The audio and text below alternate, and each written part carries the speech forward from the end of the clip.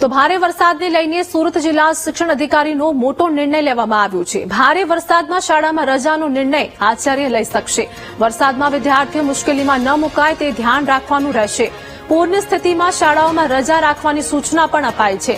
વરસાદી માહોલમાં પ્રવાસ કે રમતગમતની પ્રવૃત્તિનું આયોજન ન કરવું અને આ સાથે જ સ્થાનિક પરિસ્થિતિને ધ્યાનમાં રાખીને આચાર્ય નિર્ણય કરી શકશે।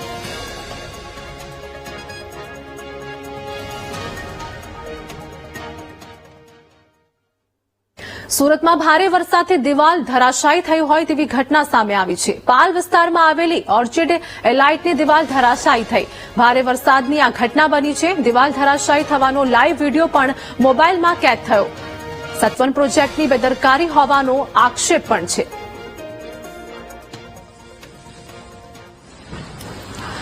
તો સુરતમાં ભારે વરસાદથી દિવાલ ધરાશાયી થઈ હોય તેવી ઘટના સામે આવી છે। પાલ વિસ્તારમાં આવેલી ઓર્ચિડ એલાઇટની દિવાલ ધરાશાયી થઈ હતી। ભારે વરસાદથી આ ઘટના બની છે, જેમાં દિવાલ ધરાશાયી થવાનો આ લાઈવ વિડીયો મોબાઈલમાં કેદ થયો હતો। તમામ દ્રશ્યો ટીવી સ્ક્રીન પર જોવા મળી રહ્યા છે। ભારે વરસાદના કારણે સુરતમાં આ ઘટના બની છે।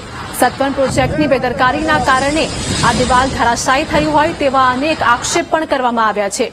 લાઈવ વિડીયો જોઈ શકાય છે, જે વિડીયો મોબાઈલના કેમેરામાં કેદ થયો હતો, જેમાં ભારે વરસાદથી દિવાલ ધરાશાયી થઈ હોય તેવી ઘટના સામે આવી છે।